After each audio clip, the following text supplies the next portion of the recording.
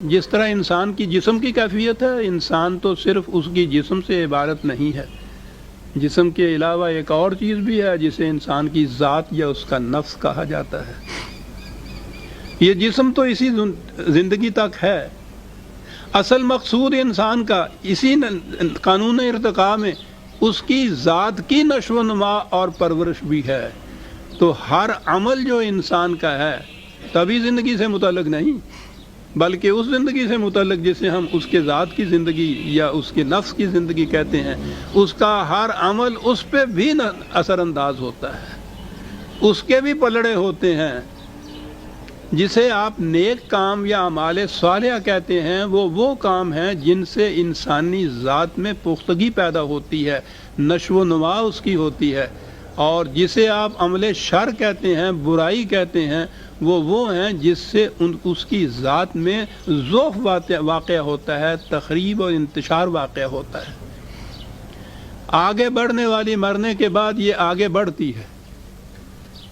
اگر اس کا تعمیری قوتوں کا پلڑا جو ہے وہ بھاری ہے تو یہ وہ ہے جو ارتقاء کی اگلی منزل میں پہنچنے کے قابل ہو جاتی ہے، اسے جنت کہتے ہیں۔ اور جس کا تخریبی قوتوں کا پلڑا بھاری ہوتا ہے، ذات اور خودی جس کی ہے کمزور ہوتی ہے، ضعف ہوتا ہے، اس کا ارتقاء رک جاتا ہے، وہ جمود میں آ جاتی ہے، اسے جہنم کہتا ہے۔ جہنم کے لیے جہیم کا لفظ آیا ہے جس کے معنی ہے جہاں کوئی چیز روک دی جائے۔ تو سلسلہ ارتقاء میں یہ آگے نہیں بڑھتی۔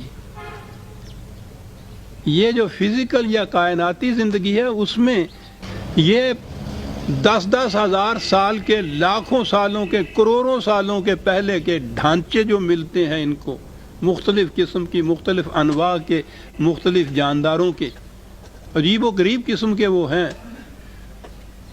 تو ان میں صورت یہ ہوتی ہے کہ بہت سی اسپیشیز جن کو کہتے ہیں، ڈارون نے یہ نقطہ ایجاد کیا تھا، انکشاف کیا تھا اس کا، انواع مختلف قسم کے مخلوق کی، جانداروں کی ایسی ہے کہ جو ایک مقام کے اوپر وہ فنائی ہو گئی، وہاں ان کے ڈھانچے تو ملتے ہیں، دنیا میں ان کا وجود نہیں ملتا۔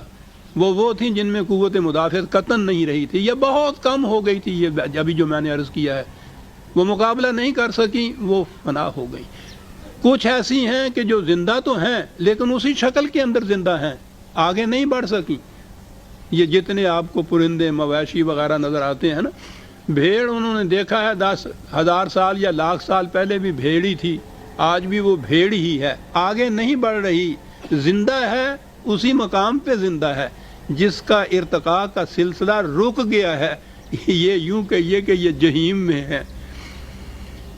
انسان کی بھی یہ کیفیت یہ ہے کہ اگر اس کی ذات کی نشو و نما دینے والی قوتیں زیادہ ہیں، غالب آئی ہوئی ہیں، تو وہ ان قوتوں کو شکست دے دیں گی جو اس میں تخریب پیدا کرتی ہیں۔ یہ جو قوتیں ہیں جو اس کو نشو و نما دیتی ہیں، ان کو حسنات کہتا ہے قرآن، اور تخریبی قوتیں جو ہیں ان کو وہ سیئات کہتا ہے۔ اب پلڑوں کی بات آ گئی۔ جس کا یہ تعمیری قوتوں کا پلڑا بھاری ہوتا ہے وہ آگے بڑھنے کے قابل ہوتی ہے، وہ آگے چلی جاتی ہے، وہ جنت میں جا پہنچتی ہے۔ جنت میں پہنچنے والوں کا جو دوسرا پلڑا ہے وہ بالکل خالی نہیں ہوتا، اس میں لغزشیں ہوتی ہیں۔ عجیب چیز ہے قرآن نے جو کہی۔ دنیا کے باقی مذاہب میں نجات کا تصور یہ ہے کہ وہ بہشت میں، یا جس کو بھی وہ اپنے ہاں کا اس میں نجات کہتے ہیں، اسے حاصل ہوتی ہے جس شخص میں کوئی گناہ نہ ہو، وہ معصوم ہو۔ ہندو دھرم تو اس کو پھر جون کا چکر دیتا ہے، کروڑوں جونوں میں وہ بدل کے وہ کہتا ہے، وہ آتا ہے دھوبی کے بھٹی چڑھتا ہے، ہر بار دیکھا جاتا ہے کہ اس کی آلائشیں جو ہیں لغزشوں کی کتنی کم ہوئیں۔ کروڑوں چکر دینے کے بعد جب دیکھا جائے کہ اس میں کوئی آلائش باقی نہیں رہی، پھر اس کو نروان حاصل ہو جاتا ہے، نجات حاصل ہو جاتی ہے۔ یعنی شرط یہ ہے کہ کوئی آلائش نہ ہو۔ عیسائیت نے تو مصیبت مول لے لی، اس نے کہا کہ ہر انسانی بچہ پیدائش کے ساتھ ہی علائشوں کا، گناہوں کا ایک بوجھ اپنے ساتھ لاتا ہے۔ اپنے اولی ماں باپ نے جو آدم اور حوا نے جو معصیت کی تھی، وہ اس کا بوجھ گناہوں کا ہر انسانی بچہ اپنے ساتھ لاتا ہے، اور وہ کسی طرح سے صاف ہو ہی نہیں سکتا۔ جب وہ صاف نہیں ہو سکتی وہ علائش، تو وہ جہنم میں جاتا ہے، کیونکہ جنت میں تو اس نے جانا ہے کہ جس میں یہ علائش کا ذرا سا دھبا بھی نہ ہو۔ تو اب کیا کیا جائے؟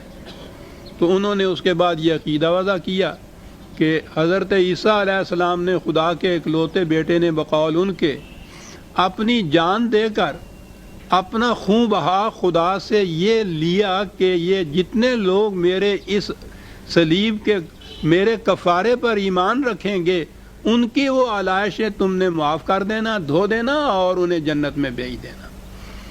انہیں یہ علائشیں دھونے کے لیے یہ ایک طریق ایجاد کیا۔ تصور یہی تھا کہ نجات اسی کی ہوگی، جنت میں وہی پہنچ سکے گا جو معصوم ہوگا، جس سے کوئی لغزش سرزد نہ ہوئی ہوگی، جس میں ذرا سا دھبا بھی ایسا نہیں ہوگا۔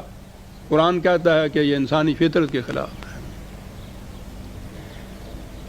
انسان ہے، لغزشیں بھی اس سے ہو جاتی ہیں۔ دیکھیے عزیزان من، جذبات میں نہیں یہ آتا۔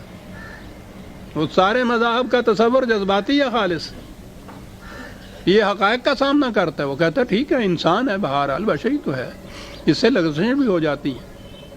تو قانون کیا ہے؟ قانون یہ ہے کہ اگر تعمیری قوتوں کا پلڑا بھاری ہے اس کا، تو اس کی یہ چھوٹی موٹی لغزشیں ہیں، وہ ان تعمیری قوتیں جو ہیں وہ ان کا ازالہ کر دیتی ہیں، وہ تخریب نہیں پیدا کرنے دیتی۔